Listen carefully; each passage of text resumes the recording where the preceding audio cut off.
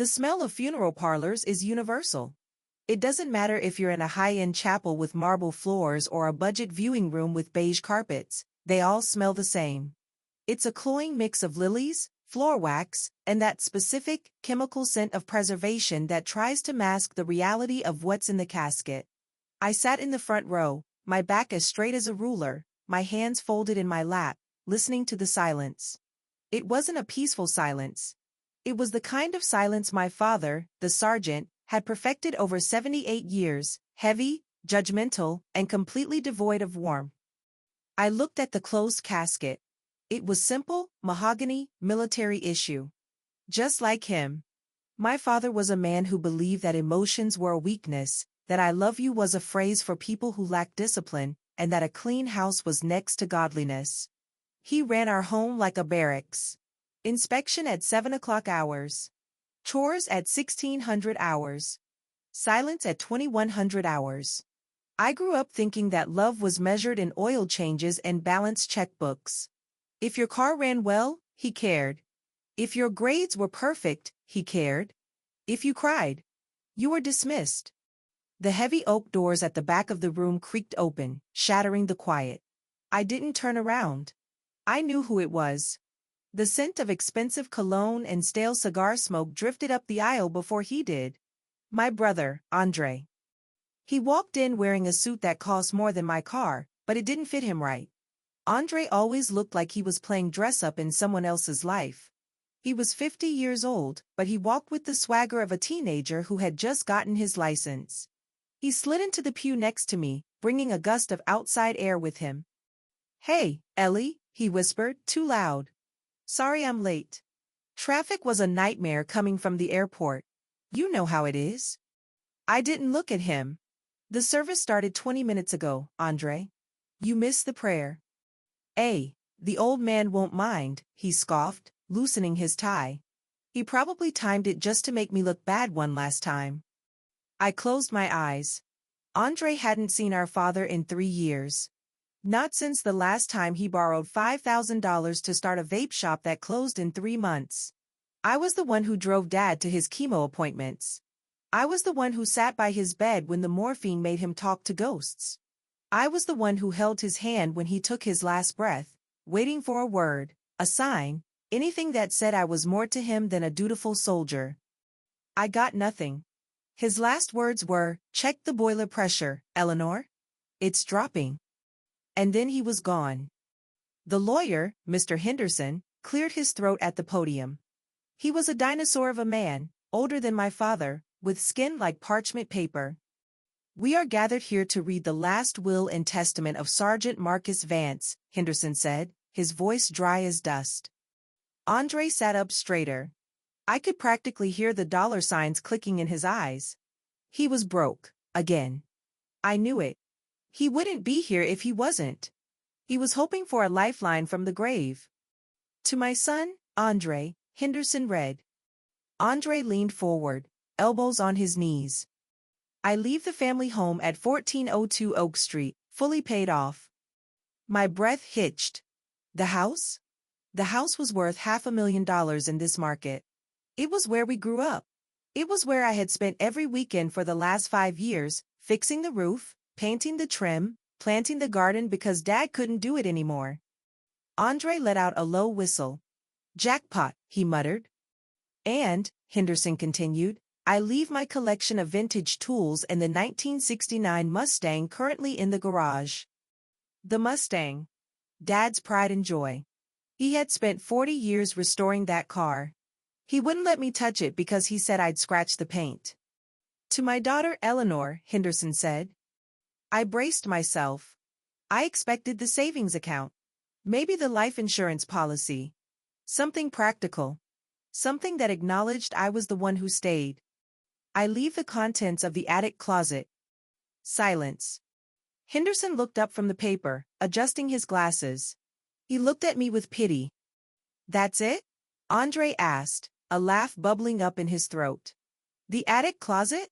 You mean the one with the Christmas decorations and the old mothballs?" "The contents of the attic closet," Henderson repeated. "Specifically, the green military footlocker located on the top shelf." I felt the blood drain from my face. A footlocker. My father had left me a box of junk. He had given my brother the house, the car, the legacy. And he had given me a box. It was the final insult. The final confirmation that in his eyes, Andre was the golden child, the one worth investing in, despite his failures. And I was just the staff. The one who cleaned up. The one who didn't need a reward because duty was its own reward. Is there anything else? I asked, my voice trembling. No, Ms. Vance. That concludes the distribution of assets. Andre turned to me, a grin splitting his face. Well, sis. Looks like Dad finally appreciated my charm. Don't worry, I won't kick you out of the house immediately. I'll need a few weeks to get it listed. You can help me clean it out, since you're getting the closet anyway. He stood up, buttoning his jacket. I'm gonna go check out the Mustang. See if it starts. He walked out, whistling. I sat there for a long time. The funeral director started dimming the lights. Mr. Henderson packed up his briefcase. I'm sorry, Eleanor, Henderson said softly as he walked past. He was a complicated man. He wasn't complicated, I said, standing up. He was clear. Crystal clear. I drove to the house. My house, well, Andre's house now. I walked past the garage where Andre was already revving the Mustang's engine, filling the air with exhaust fumes. I walked up the stairs to the attic. It was hot, stiflingly so. Dust motes danced in the single beam of sunlight cutting through the gloom. I opened the closet. There it was. The green military footlocker. It was battered, scratched, and locked with a heavy-duty padlock. It looked like garbage. It looked like an afterthought. I grabbed the handle. It was heavy. Heavier than I expected. I dragged it across the floor, the metal scraping against the wood like a scream. I hauled it down the stairs, one step at a time, straining my back. I didn't say goodbye to Andre. I didn't look at the garden I had planted. I dragged that heavy, ugly box to my sensible sedan, heaved it into the trunk, and drove away. I drove to my small apartment on the other side of town. I carried the box inside and dropped it on my coffee table. It sat there, ugly and silent, mocking me. I wanted to scream. I wanted to throw it through the window. I wanted to call Andre and tell him he could have the damn box too. But I didn't. Because I was Eleanor. I was the responsible one. I was the one who followed orders. I sat on my sofa, staring at the padlock. My father never said I love you. Not once. And now, his final act was to remind me that I wasn't worth the words. Or so I thought. Because I didn't know what was inside that box. I didn't know that the weight I had just carried up the stairs wasn't junk. It was 50 years of silence, waiting to speak. I went to the kitchen drawer. I pulled out a pair of heavy-duty bolt cutters. My father had given them to me for my 30th birthday. You never know when you'll need to cut a chain, Ellie, he had said. Well, Dad, I need to cut one now. I walked back to the box. I clamped the jaws around the lock. I squeezed. The bolt cutters were heavy in my hands, cold steel against my warm palms. I sat there on the edge of my beige microfiber sofa, just staring at that ugly green box on my coffee table. It looked like a relic from a war I didn't fight, scarred and dented, with that heavy-duty padlock mocking me. For a solid hour, I debated dragging it out to the dumpster behind my apartment building. I really did. I thought, why should I keep his junk? He gave the house to the son who barely visited, gave the classic car to the son who couldn't change a tire, and left me, the daughter who washed his sheets and spoon-fed him soup, a box of what? Old tax returns? Rusty tools? It felt like one last lesson in humility, one last reminder that I was the worker bee, not the queen. But curiosity is an itch you can't help but scratch. And maybe, just maybe, a tiny part of me hoped there was something in there that explained why he was the way he was. Why he looked at me like I was a soldier he was inspecting rather than a daughter he was raising. So, I gripped those handles tight. I lined up the jaws of the cutter with the shackle of that rusted padlock. I took a deep breath, squeezed my eyes shut for a second, and pushed. It took everything I had. My shoulders burned, my hands shook, but then, snap. The sound was loud in my quiet apartment, like a pistol shot. The lock fell onto the table with a heavy thud. I didn't open the lid right away. I just sat there, breathing hard, looking at it. It was unlocked now. Whatever was inside was mine. Good or bad, trash or treasure, it was mine. I reached out and lifted the heavy metal latch. It groaned, a rusty, protesting squeak that sounded like the attic door back home. I pushed the lid back. The smell hit me first. It wasn't the smell of mothballs or mildew like I expected. It was him. It was a wave of old spice, stale tobacco, and gun oil. It was the scent of his hug, if he had ever hugged me. It was the scent of the cab of his truck on a rainy Tuesday. It hit me so hard in the chest I actually gasped, tears pricking my eyes before I even saw a thing. It was like he was standing right there in the room, looming over me, checking to see if my shoes were polished. I blinked the tears away and looked inside. It wasn't junk. It wasn't tools. It wasn't tax returns. It was paper. Thousands and thousands of envelopes. They were stacked in neat, military-precise rows, packed so tight you couldn't slide a playing card between them. They filled every square inch of that footlocker. I reached in and pulled out a stack. They were bundled with rubber bands that had grown brittle and snapped as soon as I touched them. I looked at the handwriting on the front of the first envelope. It was his script, jagged, sharp, all caps. No postage stamps. No addresses. Just a date. October 14, 1968. My birthday. The day I was born. I put it down and picked up another bundle. 1974, 1982, 1995. They were organized chronologically. There were letters here from every single year of my life. There were hundreds of them. Maybe thousands. I ran my hand over the tops of the envelopes. He had written to me. He had written to me every day. Every week? My heart was hammering against my ribs like a trapped bird. Why would a man who spoke less than 100 words a day write a library's worth of letters? I dug deeper into the box, my hands trembling. I needed to test this. I needed to see if these were just grocery lists or weather reports. I looked for a date I remembered. A date that hurt. I found the bundle marked 1984. I flipped through the envelopes until I found it. June 12, 1984. I remembered that day like it was tattooed on my skin. I was 16 years old. I had gone to the movies with my friends, and we had lost track of time at the pizza place afterward. I was supposed to be home at 9 p.m. sharp. 2,100 hours. I walked through the door at 9:25 p.m. I expected a lecture. I expected a grounding. But what I got was a terrifying, silent rage. He was sitting in his armchair in the dark, just staring at the door. When I walked in, he stood up, walked over to me, and said, "You are confined to this house for 1 month. No phone. No friends. Go to your room." I cried. I screamed that he was a tyrant, that he hated me, that he wanted me to be miserable. He didn't say a word. He just pointed up the stairs. I spent that entire month in my room, hating him, writing in my diary about how I couldn't wait to leave his prison of a house.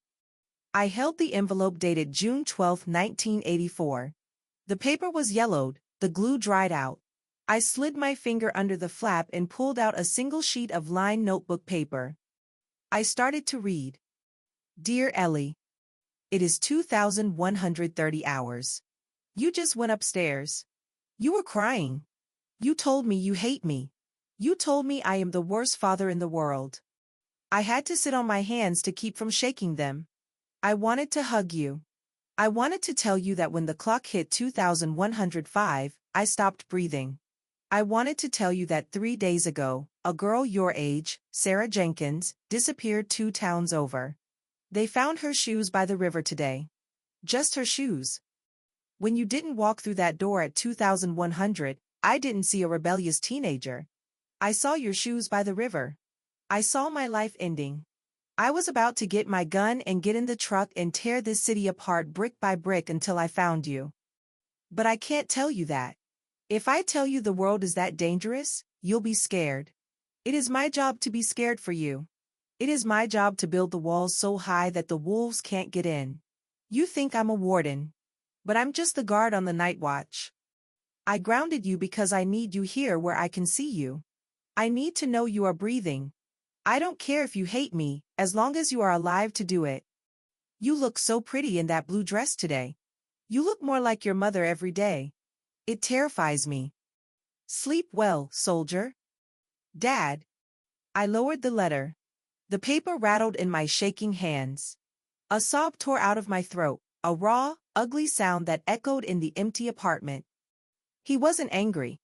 He was terrified. He knew about Sarah Jenkins. I remembered that now, the girl on the news. I hadn't connected it. I was 16. I thought I was invincible. I thought he was just being mean. I didn't know he was sitting in the dark, picturing my shoes by a river, holding himself together with sheer willpower so he wouldn't crumble. It is my job to be scared for you.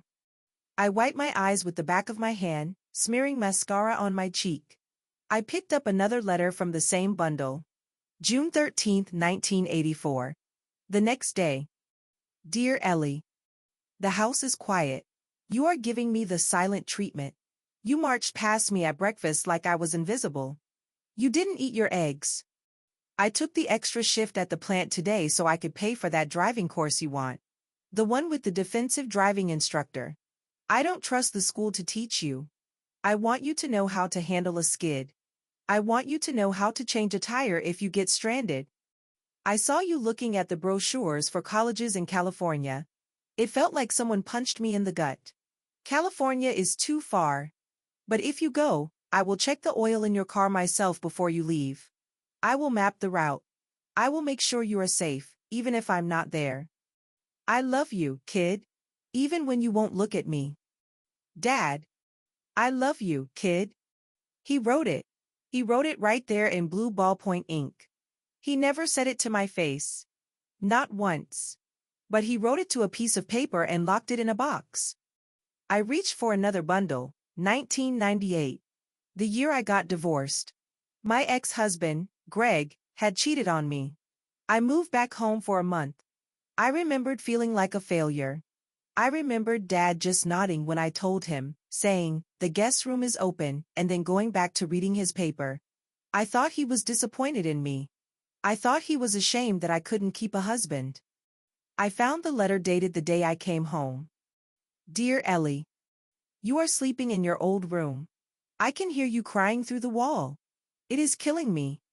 I want to drive over to Greg's house and break his jaw. I want to show him what happens when you break a Vance woman's heart. But I can't. You need me to be steady.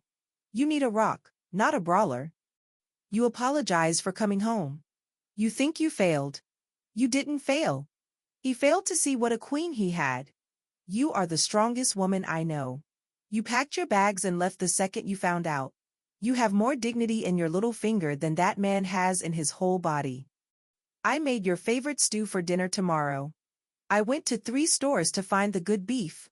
I hope you eat it. I am so proud of you, Ellie. You are back in the bunker. You are safe. Refit and redeploy. Dad. I put the letter down on the coffee table, right next to the broken padlock. I pulled my knees up to my chest and wrapped my arms around them, rocking back and forth as the tears finally came, hot and fast. He bought the good beef. He went to 3 stores. I remembered that stew. I remembered eating it in silence, thinking he was just eating his regular dinner. I didn't know it was an offering. I didn't know it was his way of saying, "I love you, and I want to heal you." Everything I thought I knew about my father was wrong. Or at least, incomplete. I thought he was a stone wall. But he wasn't. He was a dam, holding back an ocean of worry and love and pride, terrified that if he let a single drop through, the whole thing would break and he would drown us both. He didn't give me the house because he didn't think I needed it. He knew I could build my own house. He gave Andre the house because Andre was weak. Andre needed the shelter. I didn't. He gave me the box because he knew I was the only one strong enough to carry the weight of his heart. I looked at the mountain of envelopes still inside the footlocker. There were thousands of them. 50 years of daily reports from the front lines of his quiet, desperate love. I wasn't rejected. I was the confidant. I was the diary. I stayed up all night. I read until my eyes burned and the sun started to peek through the blinds, turning the gray city sky into a bruised purple. I read about the day I learned to ride a bike. He was terrified I'd fall. I read about the day I graduated. He cried in the bathroom so I wouldn't see. I read about the day Mom died. He wrote 3 letters that day, screaming at God for leaving him alone with a daughter he didn't know how to raise. By the time the garbage truck rumbled down the street at 6 a.m., the floor of my apartment was covered in yellowed paper. I sat in the middle of it, surrounded by his voice. And then, my phone rang. I looked at the screen. Andre. My stomach tightened. I hadn't spoken to him since the funeral 2 days ago. Since he peeled out of the parking lot in the Mustang, laughing about his jackpot. I cleared my throat, wiping the tears from my face. I picked up the phone. Hello, Andre? Ellie. His voice was manic, too loud, too fast. Hey, sis. Listen, I need a favor. A big one. What is it? So, I went to the house. To get it ready for the listing agent, right? And there was this thing taped to the door. A notice. What kind of notice? A tax lien notice, Ellie. A big one. Apparently, the old man hadn't paid property taxes in 5 years. They say the house is in arrears for like $60,000. Plus penalties. They're gonna seize it if it's not paid in 30 days. I frowned. Dad never missed a bill. He was obsessed with bills. That doesn't sound right, Andre.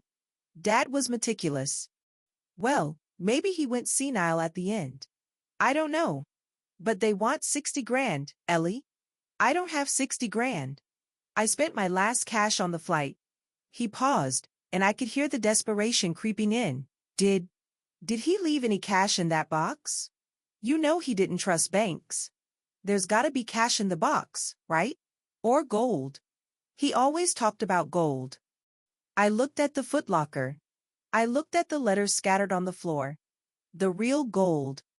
There's no money in the box, Andre, I said quietly. Just papers. Papers? What kind of papers? Bonds? Stocks? Letters, I said. Just letters he wrote to me. Letters? Andre laughed, a sharp, cruel bark. Dad didn't write letters. He barely spoke English, he spoke grunt. Look, check again. Check the lining. There has to be something. He wouldn't leave me a house I can't sell and leave you a box of trash. It's not trash, I said, my voice hardening. And I checked. There is no money. You're holding out on me, he snapped. The charm evaporated. You're mad because I got the house. You found the stash and you're keeping it. There is no stash, Andre. I'm coming over, he said. I'm coming over to see for myself. You bring that box out. If there's money in there, half of it is mine. It's part of the estate. The will said the contents of the closet are mine, Andre. That includes the box. We'll see about that, he said.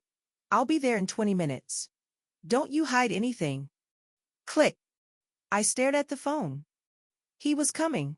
He was coming to take the only piece of my father I had left. He didn't care about the words. He didn't care about the love. He wanted to rip the lining out of the box to find a dollar bill. I looked at the letter from 1984 again. You are the strongest woman I know. I stood up. My legs were stiff, but my spine was steel. Let him come. He thought he was dealing with the sister who stayed in the background. He thought he was dealing with the quiet one. He didn't know he was dealing with the sergeant's daughter. And I had the documentation to prove exactly who he was. I started gathering the letters. I wasn't going to hide them. I was going to weaponize them. 20 minutes turned into 40, then an hour, and the only thing that came through my door was the morning sun slicing through the blinds. I sat there on the sofa, surrounded by a sea of yellowed envelopes, my hand resting on the bolt cutters like I was guarding a fortress. Finally, my phone buzzed. A text from Andre. Flat tire. Waiting on AAA. Don't go anywhere. We need to talk about the money. I almost laughed out loud. Of course he had a flat tire. Andre couldn't drive a mile without some kind of drama finding him, usually drama of his own making. He probably didn't even have a spare, or maybe he just realized that storming into my apartment at dawn wasn't going to get him the cash he wanted. Either way, the reprieve was a gift, even if it came wrapped in his incompetence. I didn't reply. I turned my phone over, silenced it, and went back to the box. If he wasn't coming today, I had work to do. I had 50 years of silence to catch up on. The next few weeks blurred together in a haze of paper and ink. I stopped watching TV. I barely answered my phone. I went to work, I came home, and I dove into that Foot Locker. It was like stepping into a time machine piloted by a man I thought I knew, only to find out I had been looking at a stranger my whole life. I read through the 70s, the years when he worked double shifts at the plant. I found letters where he talked about his aching back, about the foreman who rode him hard, about how he ate cold sandwiches in his truck so he could save 50 cents a day for my braces. Ellie's teeth are crooked, he wrote in 1976. She tries not to smile in pictures. It breaks my heart. I'll work Saturdays. I'll fix it. I remembered those braces. I remembered hating them. I remembered him telling me to stop whining when they tightened the wires. I didn't know he was working Saturdays on a concrete floor to pay for that wire. But as I moved into the 90s and the early 2000s, the tone of the letters shifted. The worry about me, about my safety, my grades, my heart, started to fade, replaced by a different kind of anxiety. A darker one. And it all centered around Andre. I had always bought into the family myth that Andre was the golden child. He was the one with the big dreams, the charisma, the one who could talk a dog off a meat wagon. Dad always seemed to bail him out, no questions asked. I thought it was favoritism. I thought Dad saw himself in Andre, the bold risk-taker he never got to be. But the letters told a different story. They told the story of a father who wasn't investing in a prodigy, he was containing a disaster. I found a bundle from 1995. That was the year Andre launched his record label. We all thought Dad gave him $10,000 as a seed investment. I opened a letter dated August 14, 1995. Dear Ellie, I am sitting in the kitchen. The lights are off. I just wrote a check to a lawyer I can't afford. Andre isn't starting a business. He's ending a felony. He was caught with stolen equipment. He says it was a misunderstanding. He says he was holding it for a friend. I know he's lying. I looked in his eyes and I saw the lie swimming there like a fish in a bowl. But I can't let him go to prison. Not yet. He's my son. I have to believe he can be fixed. I paid the lawyer. I paid the restitution. I told your mother it was a business loan so she wouldn't cry.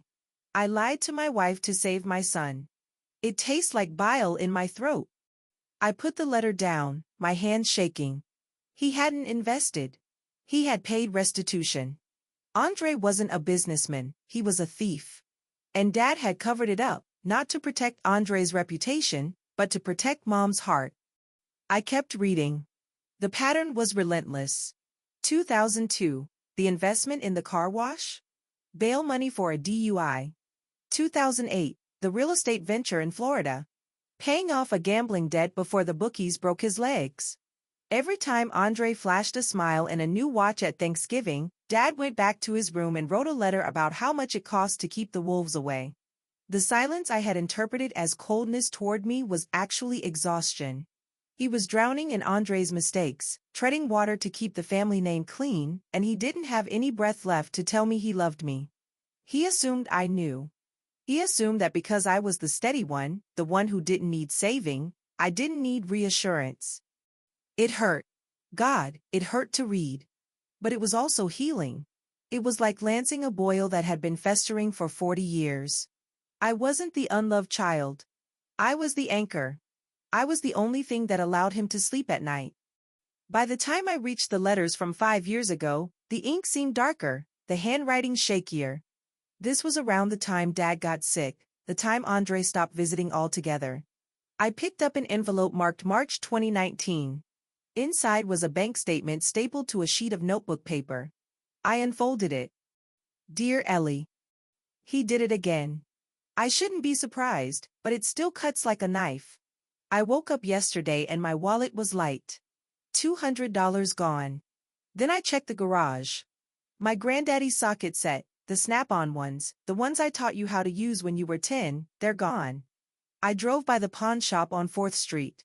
I saw his car out front. I didn't go in. I couldn't bear to see him trading our history for cash. I went to the bank today. I took my name off the joint account I shared with him. He called me an hour later, screaming that his card was declined. He called me a stingy old bastard. I let him scream. I didn't tell him I knew about the tools. I just hung up. I'm tired, Ellie. I'm so tired. I'm realizing now that I can't save him. I can only protect what's left. I'm making changes to the will. I have to hide the real legacy. If he finds it, he'll burn it in a week. The real legacy. I sat up straight. What real legacy? The house was the biggest asset, wasn't it? That's what we all thought. The house on Oak Street, fully paid off, worth $500,000. If Dad knew Andre was a thief, why did he leave him the house? It didn't make sense, unless the house wasn't the prize we thought it was. I started digging frantically through the remaining envelopes, looking for anything that explained the changes. I found a letter from 2 weeks later. It was short, written in a jagged scrawl, like he was angry when he wrote it. April 3, 2019. I went to see Henderson today. The lawyer. He told me I'm crazy. He told me I should just disinherit the boy. But I can't do that. If I cut him off completely, he'll come after you. He'll sue you. He'll harass you. He'll drain your savings with legal fees just out of spite. I have to give him something that looks like gold but weighs like lead. I have to give him the anchor. I leveraged the house, Ellie. I took out a reverse mortgage. A big one. I pulled every dime of equity out of that walls. I put the cash in a trust. A blind trust. He won't find it. He'll get the house, thinking he won the lottery, but he's inheriting a shell. He's inheriting the debt. It's the only way to teach him. He has to learn to pay his own bills. And you need to be free of him. My mouth fell open. The house Andre was so smug about, the house he gloated over at the funeral. It was mortgaged to the hilt. That's why there was a tax lien. That's why he was panicking. Dad hadn't given him a fortune, he had given him a liability. He had set a trap for the golden child, a trap designed to force him to finally stand on his own 2 feet or fall flat on his face. And the equity, the real legacy, it was in a trust. I scrambled through the box, my heart racing. Where was the trust? How did I access it? Dad said he hid it. I have to hide the real legacy. I looked at the bottom of the box. There was nothing there but the bare metal. I picked up the last bundle of letters, the ones from the final year of his life. I scanned them, looking for numbers, for a bank name, for a key. Nothing. Just reports on his health, complaints about the hospital food, and memories of Mom. Then I remembered something. The will. I leave the contents of the attic closet. Specifically, the footlocker. I dumped the letters out onto the floor. I picked up the empty metal box. I turned it over. I tapped the sides. It felt solid. I ran my fingers along the lining, a dark green felt that smelled of dust. In the bottom right corner, the felt was slightly loose. I grabbed my letter opener. I wedged it under the fabric and pried it up. There, taped to the metal bottom of the footlocker, was a small, brass key. And wrapped around the key was a slip of paper with a single line of coordinates and a number. First National. Box 402. Code, Sarich. Sarah. My mother's name. I held the key in my hand. It was cold, but it warmed up quickly in my palm. This was it. This was the I love you he never said. He hadn't left me out. He had protected me. He had liquidated the house, the symbol of his hard work, to ensure that Andre couldn't squander it, and he had hidden the value away for the daughter he knew would respect it. My phone buzzed again. It was Andre. Got the tire fixed. I'm 5 minutes away. Open the door, Ellie. I'm not playing. I looked at the mess of letters on the floor. The evidence of his theft. The proof of Dad's heartbreak. The map to the treasure. I didn't panic. I didn't scramble to hide them. I stood up, clutching the brass key in my fist. I walked over to the door and unlocked it. I left it unlocked. Let him come. He thought he was coming to bully his little sister into giving him pocket change. He thought he was coming to raid a box of old paper. He didn't know he was walking into a courtroom, and I was the judge, the jury, and the executioner. I picked up the letter about the stolen tools, the one from March 2019, and held it in my hand. I sat down in the chair facing the door, and I waited for the golden child to crash. The 5 minutes Andre said he would be turned into 10, and then 15, and in that stretch of time, the silence in my apartment felt heavy, like the air before a thunderstorm. I didn't move from my chair. I sat there facing the door with the brass key tucked inside my bra, right against my heart, and the letter about the stolen tools resting on my lap. My apartment, usually my sanctuary, felt like a staging ground for a battle I never asked for but was born to fight. I looked at the sea of envelopes scattered across my beige carpet, 50 years of a man's soul poured out in ink, and I realized I wasn't just defending a box. I was defending the truth. Andre was coming here with a story in his head, a story where he was the victim, the hero, and the rightful heir all rolled into one. He was coming to rewrite history. But I had the original manuscript right here at my feet. While I waited, I reached down and picked up one more bundle. I couldn't help myself. It was like peeling back layers of skin to see the muscle underneath. This stack was from just last year, 2023. The handwriting was barely legible, a shaky scrawl that spoke of tremors and failing strength. My father was dying when he wrote these. He knew it. And he knew who was waiting for him to die. I opened an envelope dated just 2 months before he passed. Dear Ellie. The nurse, that nice woman with the red hair, told me today that I need to rest. She said my heart is working too hard. I didn't tell her my heart has been working overtime since 1978. I saw Andre today. He didn't come inside. I saw him through the window, sitting in his car in the driveway. He was on the phone. He was looking at the house like a butcher looks at a side of beef. He was measuring it, calculating the cuts. He didn't ring the bell. He didn't come in to ask if I was in pain.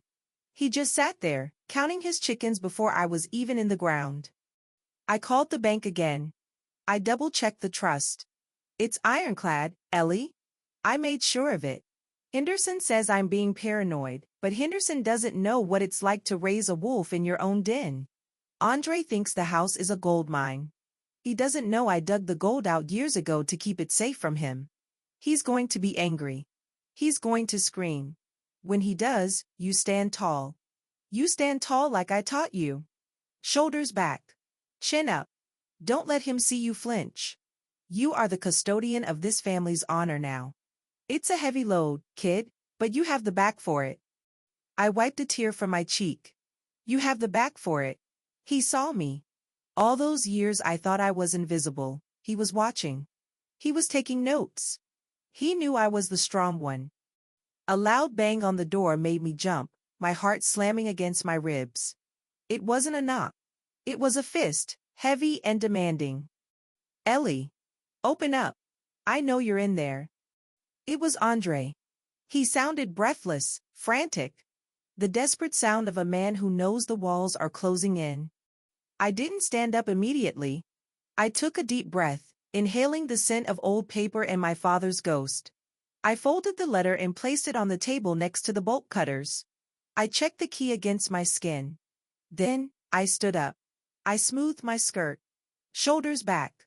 Chin up. I walked to the door. I didn't look through the peephole. I unlocked the deadbolt and swung the door open. Andre was standing there, filling the frame. He looked wild. His expensive suit was rumpled, his tie loose, sweat beading on his forehead despite the cool morning air. His eyes were darting around the hallway behind him as if he expected creditors to jump out of the woodwork. He wasn't alone. Behind him stood a short, nervous-looking man in blue coveralls holding a drill, a locksmith he must have dragged along, intending to drill the box open if I refused. It's about time, Andre snapped, pushing past me without an invitation. He brought the smell of stale cigarettes and panic into my clean living room. I've been calling you. Why didn't you pick up? I was reading, I said calmly, closing the door but leaving it unlocked. I nodded at the locksmith, who was hovering in the hallway, looking uncomfortable. You can wait outside, sir. We won't be needing you. Stay there. Andre barked at the man. We might need you if she lost the key. Andre stormed into the living room and stopped dead. He saw the floor.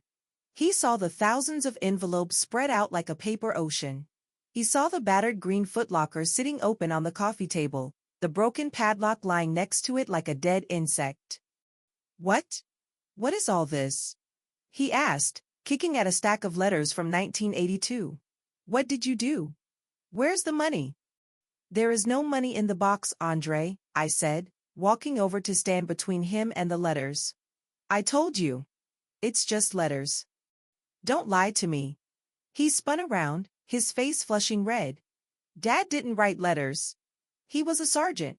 He barely talked. You think I'm stupid? You think I don't know he kept cash?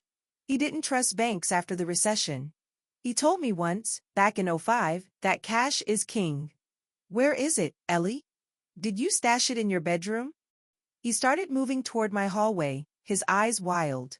He was looking for a payday. He needed $60,000 to pay the tax lien on the house he thought was his birthright, and he was realizing, second by second, that it wasn't going to be easy. Sit down, Andre, I said. My voice wasn't loud, but it had a timbre to it that stopped him. It was the voice I used on unruly students when I was a principal. It was the voice of authority. He stopped. He looked at me, surprised. Excuse me? I said sit down. You came here for the contents of the box. Well, here they are. Look at them. He looked down at the letters again. He bent down and snatched one up at random. He ripped it open, tearing the paper in his haste. He pulled out the note. He scanned it, looking for numbers, looking for dollar signs. Dear Ellie, I planted the tomatoes today. The frost came early. Andre read aloud, his voice dripping with disgust. He crumpled the letter and threw it on the floor. This is garbage. This is nothing. He wrote about tomatoes. Are you kidding me? He wrote about everything, I said. He wrote about the tomatoes. He wrote about the weather. And he wrote about you. Andre froze. Me? What did he write about me? I reached down and picked up the letter from March 2019. The one about the stolen tools. The one about him cutting ties with the joint account. He wrote about the day his socket set went missing, I said, holding the paper up. He wrote about driving past the pawn shop on 4th Street and seeing your car out front. He wrote about how it broke his heart to see you selling his grandfather's tools for pocket money. Andre's face went pale, then mottled with anger. That's a lie. He's senile. He didn't know what he was seeing. He saw everything, Andre, I said, stepping closer. He saw you stealing from his wallet. He saw you forging his signature on checks back in '95. He documented every single dollar you took. He didn't call the police because he loved you too much to see you in jail, but he wrote it down. He kept the ledger. It's all here. 50 years of you taking, and him paying. Shut up, Andre hissed. You're just jealous. You're jealous because he left me the house. He left me the big-ticket item, and he left you a box of scrap paper because he knew you were boring. You were the maid, Ellie. I was the son. The house? I laughed. It was a dry, humorless sound. You think the house is a prize? Andre, did you even read the deed? Did you check the title search? I know what a paid-off house looks like, he shouted. It's worth 500 grand. And I'm going to sell it as soon as I pay off this tax lien. I need a bridge loan. That's why I'm here.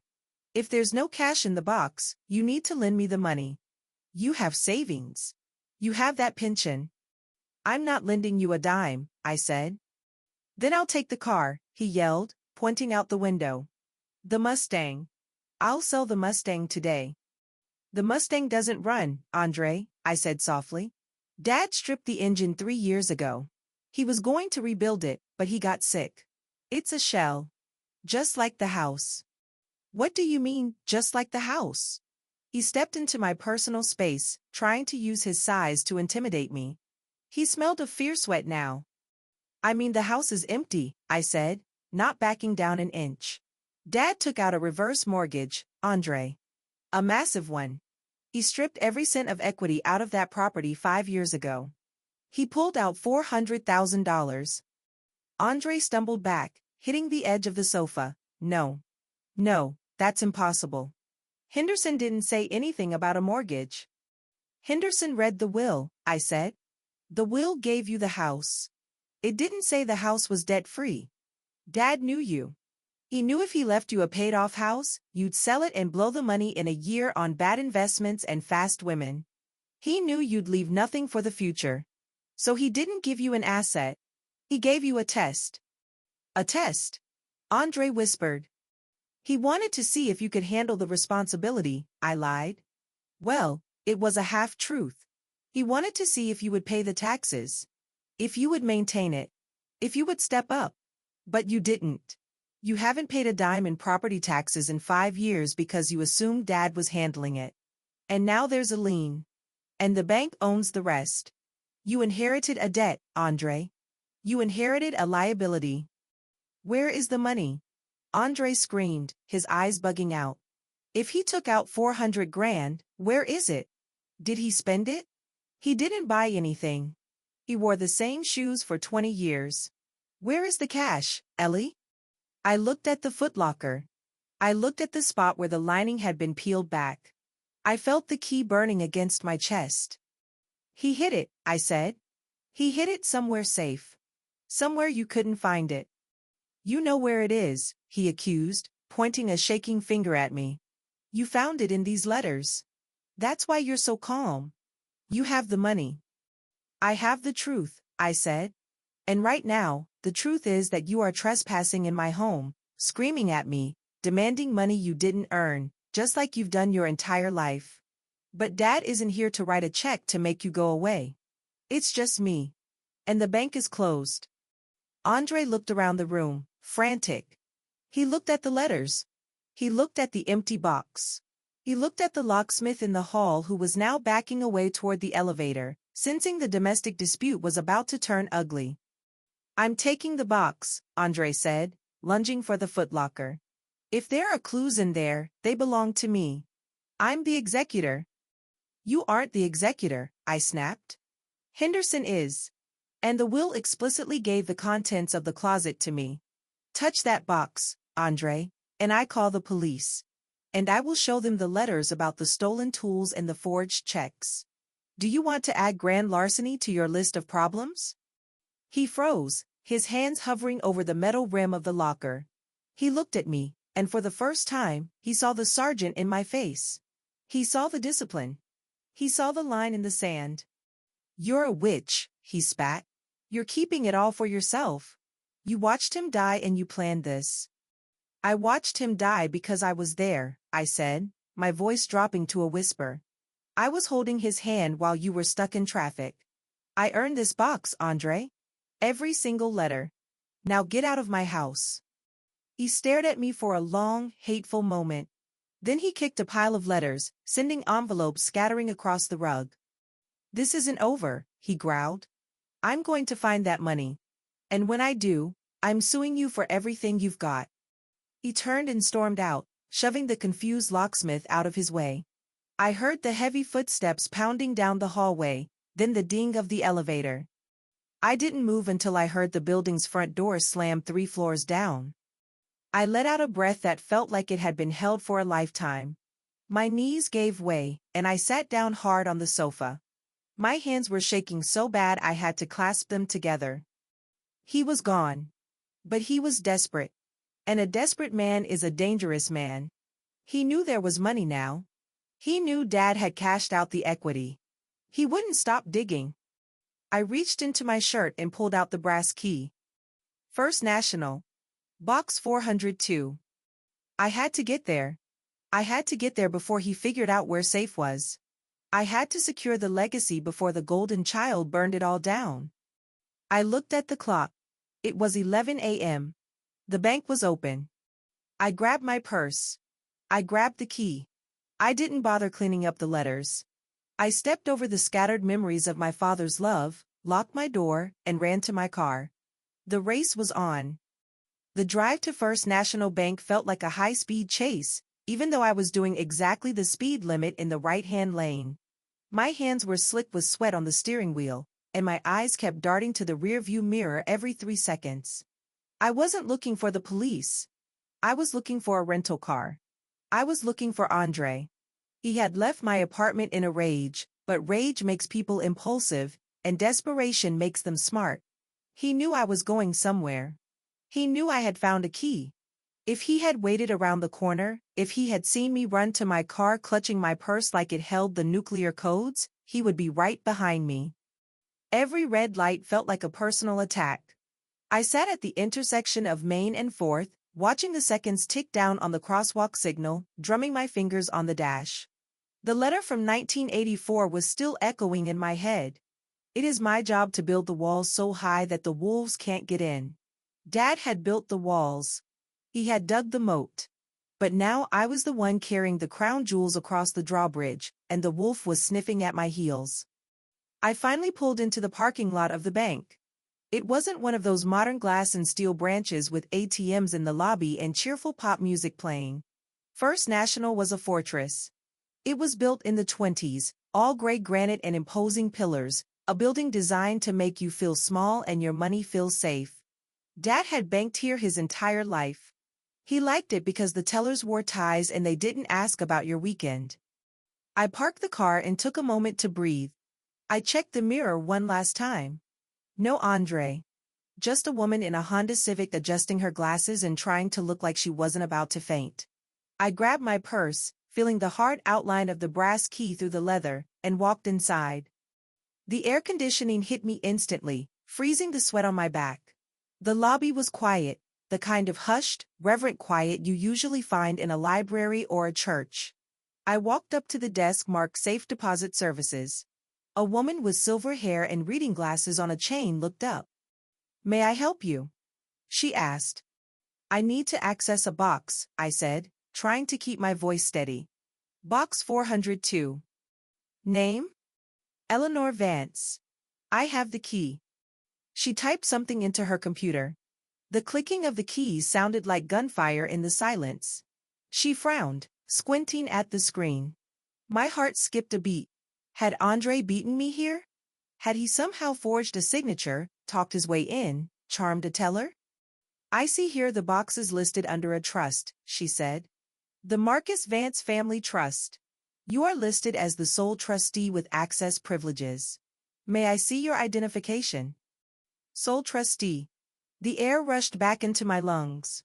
He hadn't just left me a key, he had set up the legal framework. He had done the paperwork. I handed her my driver's license. She checked it, nodded, and handed it back. "Right this way, Ms. Vance." She led me through a heavy steel gate and down a set of stairs. The vault was massive, a wall of stainless steel boxes that seemed to go on forever. It smelled of old paper and cold metal. She walked to row 4, checked the numbers, and stopped. "Box 402. She inserted her master key into the left lock. I inserted the brass key into the right. We turned them together. The lock clicked, a solid, satisfying sound of precision engineering. She slid the long metal box out and carried it to a small private viewing room. "I'll give you some privacy," she said, closing the door behind her. I was alone. Just me, a table, and a metal box that was about 2 feet long. This was it. This was the real legacy Dad had written about. This was the anchor he had forged to keep me from drifting away. I sat down. I put my hands on the lid. I was terrified. What if it was empty? What if Andre was right and Dad had lost his mind in the end? What if this was just filled with more letters? I opened the lid. It wasn't empty. On top was a thick stack of legal documents bound in blue paper. Underneath that were stacks of cash.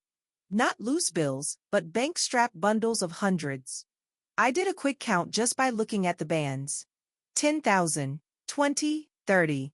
There must have been $50,000 in cash just sitting there. But the cash was the least interesting thing in the box. Under the money was a leather portfolio. I opened it. It contained certificates, stock certificates, treasury bonds, and a bank book for a high-yield savings account in the name of the trust. I opened the bank book. I looked at the final balance entry, dated 3 weeks before he died. $1,240,000. I gasped, covering my mouth with my hand. 1.2 million. My father, the man who wore the same work boots for 20 years, the man who washed Ziploc bags to reuse them, the man who drove a truck until the wheels fell off, was a millionaire. He hadn't just saved, he had invested. He had compounded.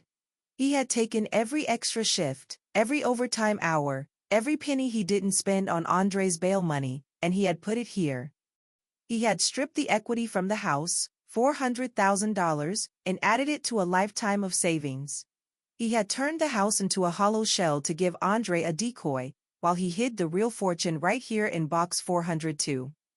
And he had left it all to me, sole trustee. It wasn't about the money.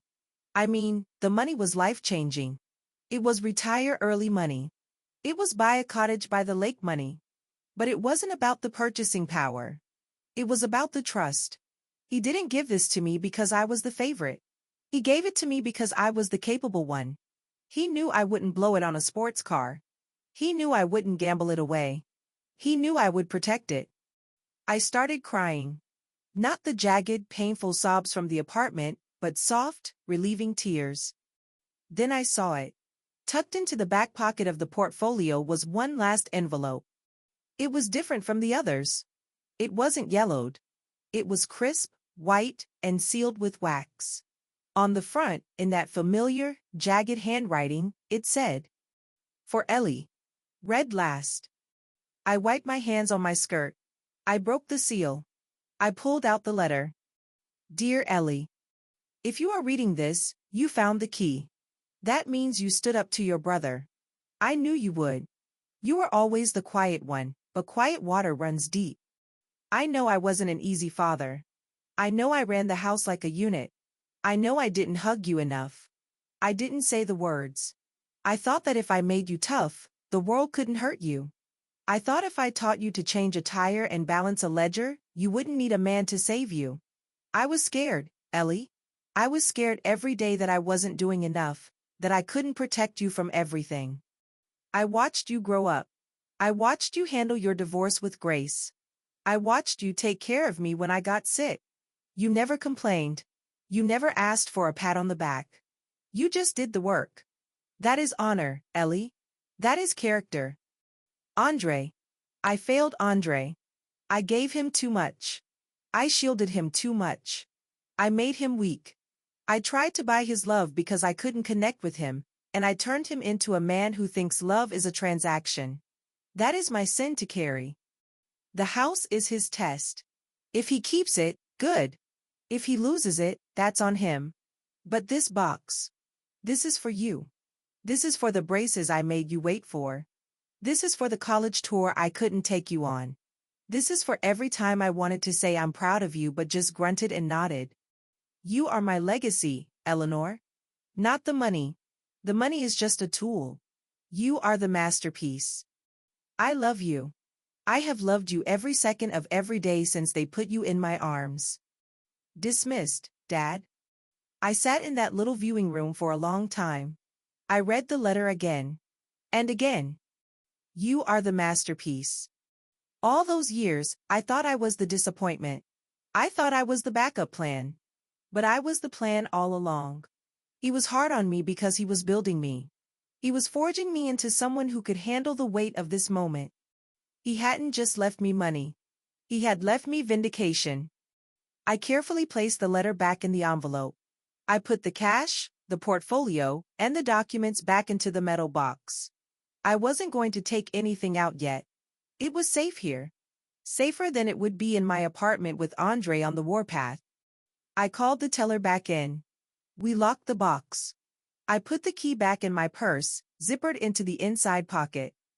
I walked out of the bank and into the blinding midday sun. The city noise rushed back in, horns honking, people talking, the hum of traffic. But I felt calm. I felt centered. I walked to my car. I checked my phone. 5 missed calls from Andre. 3 texts. Where did you go? I'm calling a lawyer. You better not be spending my inheritance. I looked at the messages and I didn't feel fear. I didn't feel anxiety. I felt a strange, cool pity. He was fighting for a shell. He was fighting for a house that was drowning in debt, thinking it was a palace. He was chasing a ghost. I got into my car. I didn't go home. I drove to the house on Oak Street. I needed to see him. I needed to end this. When I pulled up, the Mustang was still in the driveway, hood up. Andre was standing over it, shouting into his phone. He looked sweaty and disheveled. He saw my car and hung up immediately. He marched down the driveway, his face twisted in anger. Where have you been? He shouted. I went back to your place. You weren't there. Did you find the money? Did you stash it? I got out of the car. I stood on the sidewalk, looking at the house I grew up in. The paint was peeling slightly on the eaves. The grass needed mowing. It looked tired. There is no money in the house, Andre, I said calmly. And there is no money for you. You're lying. He screamed, spit flying from his lips. I know he had it. I'm going to sue you, Ellie. I'm going to drag you into probate court and bleed you dry. You can try, I said. But you should know something first. I just came from the bank. He froze. His eyes went wide with greed. The bank? So there was an account. How much? How much is in it? It's a trust, I said. The Marcus Vance Family Trust. Family Trust, he repeated, a grin spreading across his face. That means me. That means 50-50. No, I said. It means me. I am the sole trustee. And the sole beneficiary. The grin died. What? That's illegal. He can't do that. He did, I said. And he did it because he knew exactly what you would do with it. He knew you would blow it on a car that doesn't run and a lifestyle you can't afford. I'm going to contest the will, he threatened, stepping closer. I'll say you coerced him. I'll say he was incompetent. Go ahead, I said. But before you call a lawyer, you might want to call the tax assessor. Because that lien? It's real. And the bank that holds the reverse mortgage? They're going to want their payment soon. You have a house that is underwater, Andre. You have a debt, and you have no way to pay it. You have to help me, he said, his voice cracking. The anger was dissolving into panic. You have the money now. You have the trust. You have to pay off the house. It's the family home, Ellie. Mom lived there. Dad liquidated the house to fill the trust, I said. He made a choice. He chose to save the value, not the walls. So you're just going to let them take it? I'm not letting them take anything, I said. You are. You are the owner, Andre. It's your house. It's your responsibility. Fix it. I can't. He wailed. I don't have 60 grand. Then sell it, I said. Sell it to the bank. Walk away. Start over. I can't start over. I'm 50 years old. Then grow up, I said. I turned back to my car. Ellie, he shouted. You can't leave me like this. I'm your brother. I stopped. I looked back at him. He looked small. He looked pathetic. He looked like the boy who used to steal my lunch money and lie about it. I am your sister, I said. Not your banker. And not your father. Dad spent his whole life cleaning up your messes, Andre. He died tired. I am not going to live tired. I got into the car. I started the engine. I watched him in the rear-view mirror as I drove away. He was kicking the tire of the Mustang. He was screaming at the sky. He was finally facing the one thing Dad had always protected him from: consequences. I drove away from Oak Street. I didn't look back. I had a letter to frame. And I had a life to start living. The silence after a storm is always the loudest part. You expect the thunder to keep rolling, you expect the wind to keep howling, but when it just stops, when the air goes still and the dust settles, that's when you actually have to look at the wreckage. Driving away from Oak Street, watching my brother shrink in the rearview mirror until he was just a speck of impotent rage against the peeling paint of our childhood home, I didn't feel triumphant. I didn't feel like I had won a prize. I felt heavy. I felt the crushing weight of 50 years of family secrets sitting in my passenger seat, tucked inside a purse that held a key to $1 million and a letter that was worth more than the money. I went back to my apartment, but I didn't go inside right away. I sat in my car in the parking lot, listening to the engine tick as it cooled down. I needed a minute to switch gears. I had spent my whole life being the soldier, the one who took orders, the one who held the line. But the sergeant was gone. The orders had stopped. And now, for the first time, I was the general. I was the one with the war chest. And I had to decide how to deploy it. I finally went upstairs. The living room was still covered in envelopes. It looked like a paper bomb had gone off. I didn't clean them up. I stepped over them, walked into my bedroom, and pulled my suitcase out of the closet.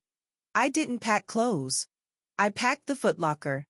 I put the letters back in, one bundle at a time, treating them like holy scripture. I locked it with the new padlock I had bought on the way home. Then I pushed it under my bed. It wasn't safe to leave it out. Andre knew about the box now.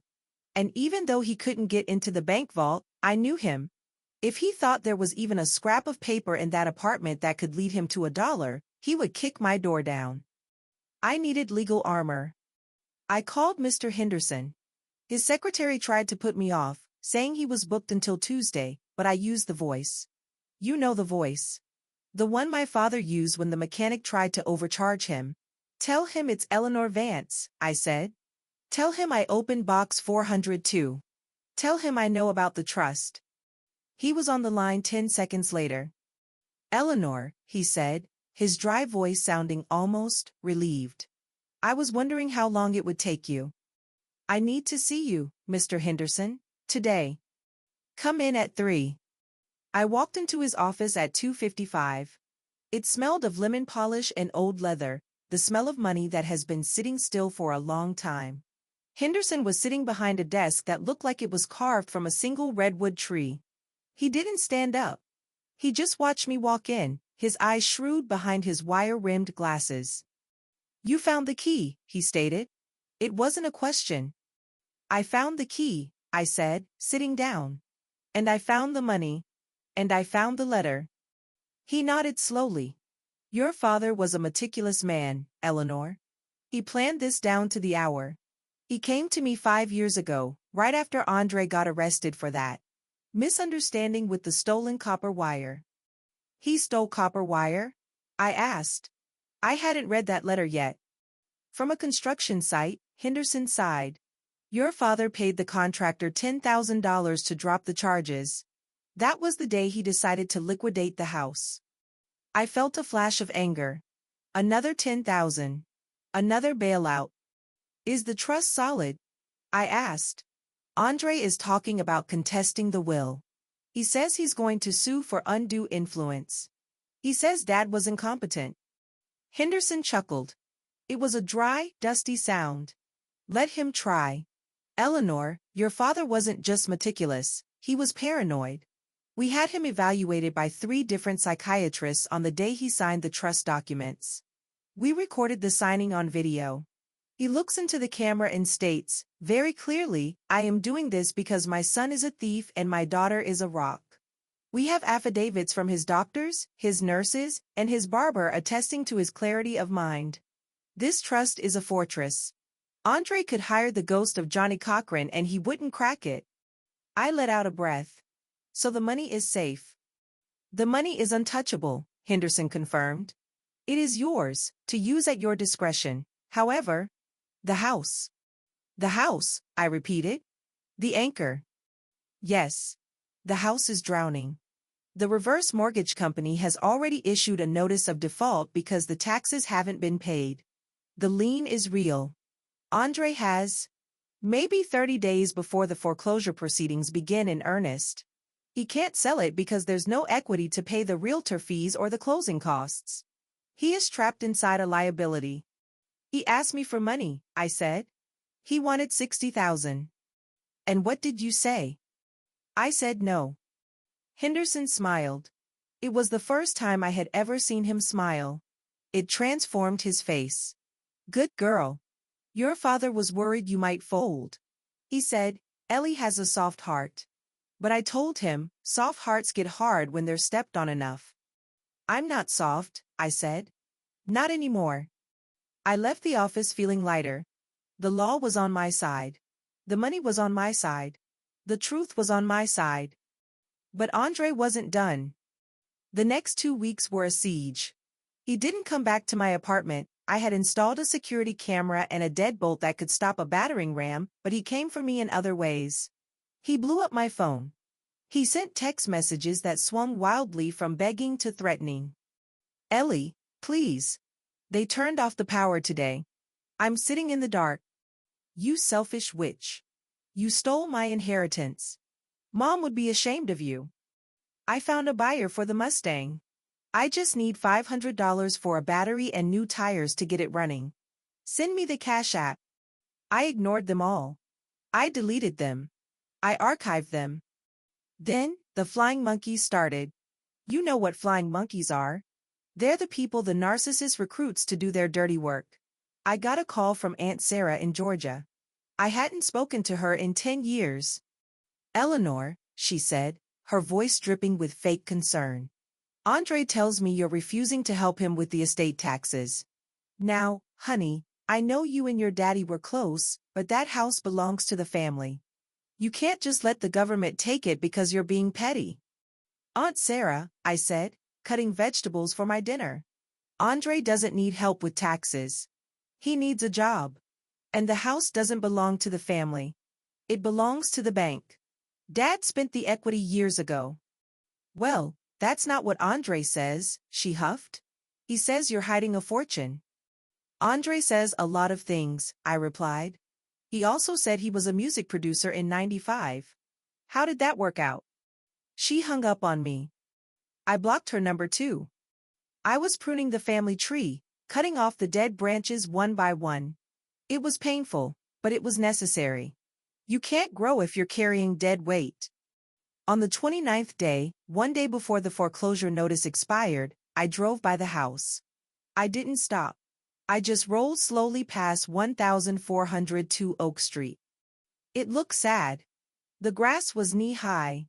There was a yellow notice taped to the front door. The Mustang was sitting in the driveway on 4 flat tires, looking like a beached whale.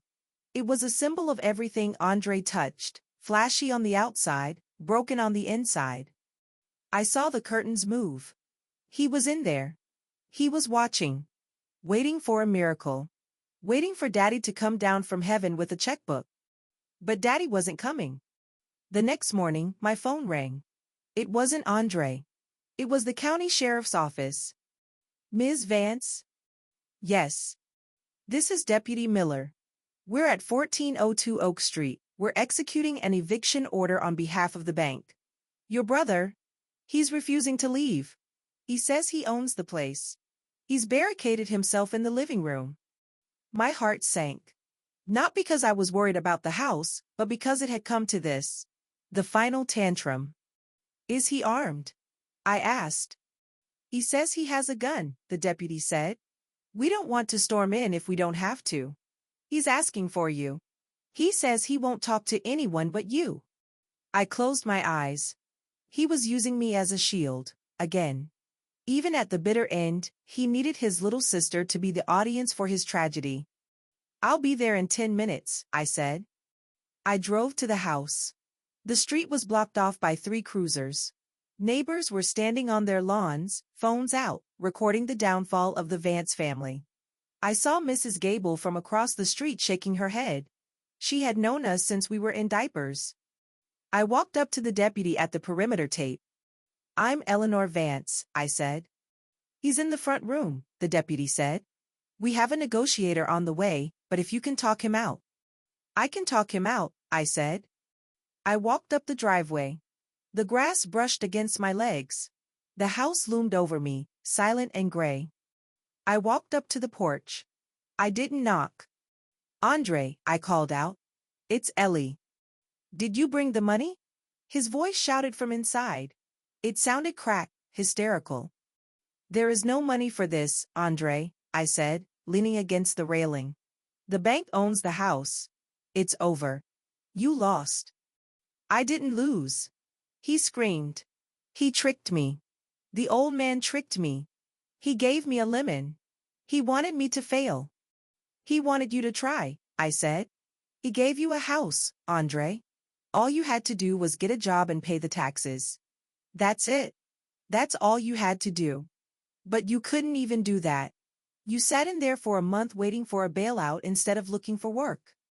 I'm not leaving, he yelled. I was born in this house. I'm gonna die in this house. Don't be dramatic, I said, my voice tired.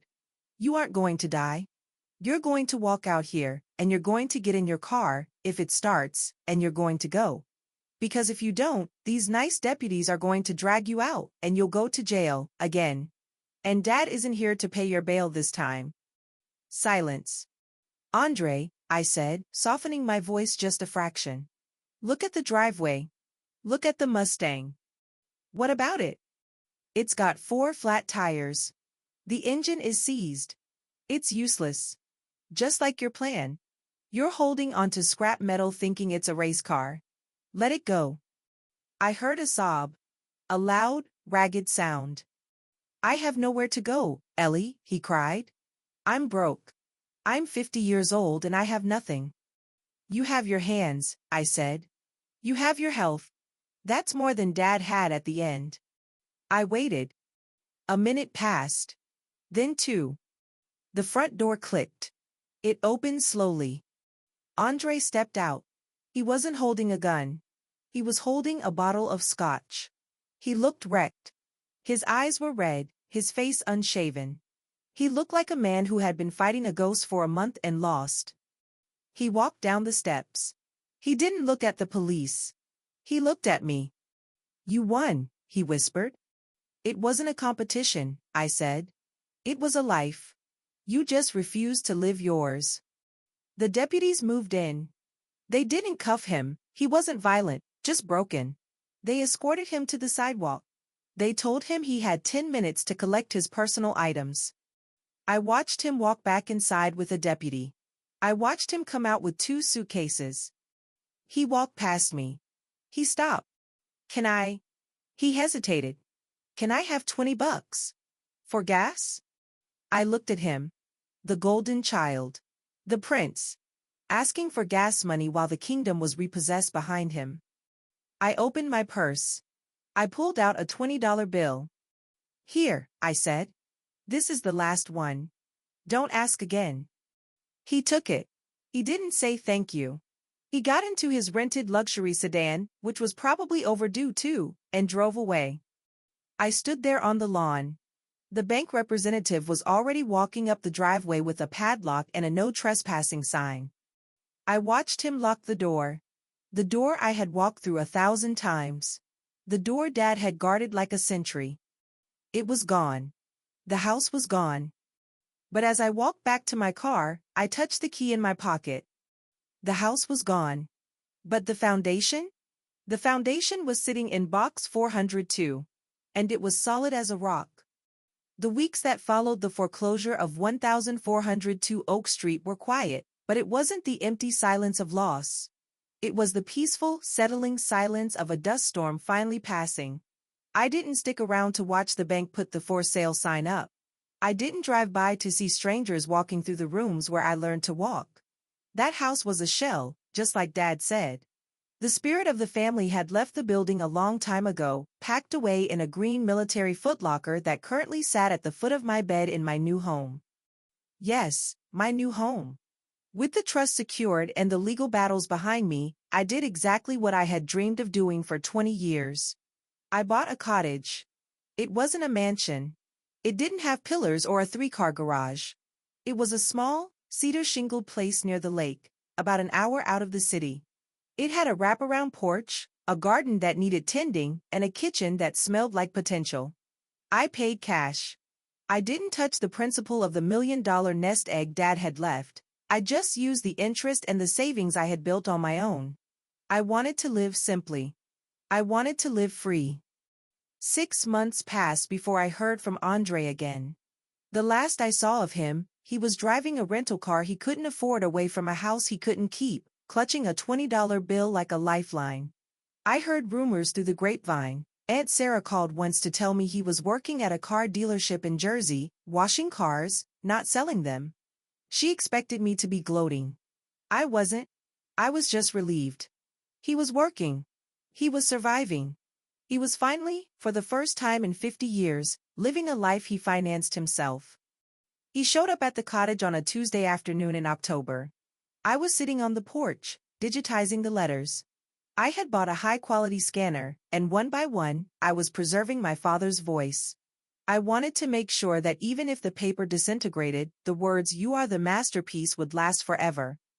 I heard a car pull into the gravel drive. It wasn't a luxury sedan. It was a beat-up Ford Focus, probably 10 years old, with a dent in the fender. Andre stepped out. He looked different. The flashy suit was gone, replaced by jeans and a polo shirt tucked in. He had lost weight. The puffiness of expensive scotch and rich food was gone from his face, leaving behind lines that made him look his age. He didn't swagger up the walk. He walked slowly, looking at the cottage, looking at the lake, looking at me. He stopped at the bottom of the porch steps. He didn't come up. He waited for an invitation. "Hello, Andre," I said, putting the letter I was scanning down on the table. "Hi, Ellie," he said. His voice was quiet, humble. "Nice place." "It suits me," I said. He nodded. He looked down at his shoes, work boots, scuffed and worn. Dad would have liked those boots. Dad would have respected the scuffs. I wanted to return this," he said. He reached into his pocket and pulled out a $20 bill. It wasn't the same bill, obviously, but it was crisp and new. He walked up one step and placed it on the railing. "I didn't need to come all this way for $20, Andre," I said. "I know," he said, stepping back down. "But I needed to pay it back. It's the first debt I've ever paid in full." I thought the sergeant would appreciate the irony. I smiled. A small, genuine smile. He would. We stood there for a moment, the wind rustling the autumn leaves around us. The anger I had felt in my apartment, the rage I had felt at the funeral. It was gone. It had evaporated, leaving behind a dull ache where my brother used to be. "I'm working," he said. "It's not glamorous. I'm managing the inventory at a parts warehouse. It's minimum wage plus commission. But I'm good at it. I know tools." "I know you do," I said. "You always did." He shifted his weight. "Look, Ellie. I'm not here to ask for the trust. I know it's gone. Henderson sent me a letter explaining the terms. You're the trustee. It's yours. I get it." He looked at the lake. "I was angry for a long time," he admitted. "I hated you. I hated Dad. I thought you tricked me. But then, I was sitting in that empty house on Oak Street, waiting for the sheriff to kick me out, and I realized something. I realized I didn't know how to turn on the boiler. I didn't know where the fuse box was. I lived in that house for 18 years, and I never learned how it worked. I just lived there. Dad knew that. He knew I was a guest in my own life." He looked back at me, tears welling in his eyes. "He gave me the house because he knew I'd lose it, didn't he?" "He gave you the house because he hoped you'd save it," I corrected gently. "But he knew you had to hit the bottom before you could push yourself back up. He didn't set you up to fail, Andre. He set you up to learn." Andre wiped his face. "Well, I learned. I'm living in a studio apartment. It smells like onions and my neighbor plays the tuba, but the rent is paid. By me." I picked up the manila envelope I had prepared weeks ago, just in case this day ever came. I stood up and walked to the railing. "Andre," I said. He tensed, probably expecting a lecture or a restraining order. I handed him the envelope. "What's this?" he asked, eyeing it suspiciously. "Open it." He opened it. Inside was a check. It wasn't for $1 million. It wasn't for half the trust. It was for $5,000. He looked at me, confused. This isn't a handout, I said firmly. And it's not an inheritance. It's a deposit. A deposit? You're 50 years old, Andre. You're working hard. But it's hard to get traction when you're starting from zero. That money is for a security deposit on a decent apartment. Not a mansion. A decent place where the neighbor doesn't play the tuba. And maybe a suit for church. He stared at the check. His hands shook. Why? He whispered. After everything I said? After the tools I stole. Because Dad wrote a letter about you, I said. In 1995. He said, I can't let him go to prison. I have to believe he can be fixed. Andre broke. He grabbed the railing, sobbing quietly. You can't build a roof if you haven't laid the foundation, Andre, I told him, quoting the man who raised us. You spent your whole life trying to put shingles on a house made of straw. Go lay your foundation. If you stay steady. If you keep that job for a year. Maybe we can talk about a small loan from the trust for a business. A legitimate business. But not today. Today, you just get the roof. He nodded, clutching the check to his chest. Thank you, Ellie. Thank you. He didn't try to hug me. He knew he hadn't earned that yet. He turned around, got back in his beat-up Ford, and drove away. I watched him go. He wasn't the golden child anymore. He was just a man. A man with a lot of work to do. I sat back down in my chair. I picked up the scanner. I picked up the last letter in the stack. It was dated 3 days before Dad died. The handwriting was barely a scratch. Dear Ellie. The lights are dimming. I can feel it. I'm not afraid. I did my job. I kept the perimeter secure. I know I was hard. I know I was quiet. Silence is a heavy thing to carry, kid. But I carried it so you wouldn't have to hear the noise of my worry. I wanted you to be strong. And you are. You are iron. Don't be too hard on your brother. He's soft.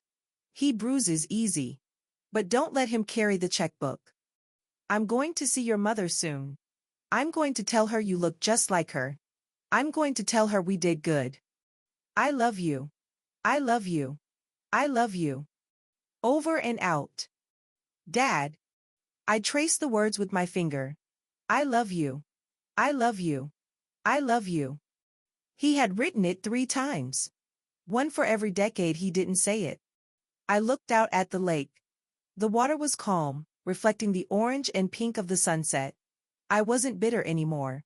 I wasn't angry about the years of silence. I realized now that silence wasn't an absence of love.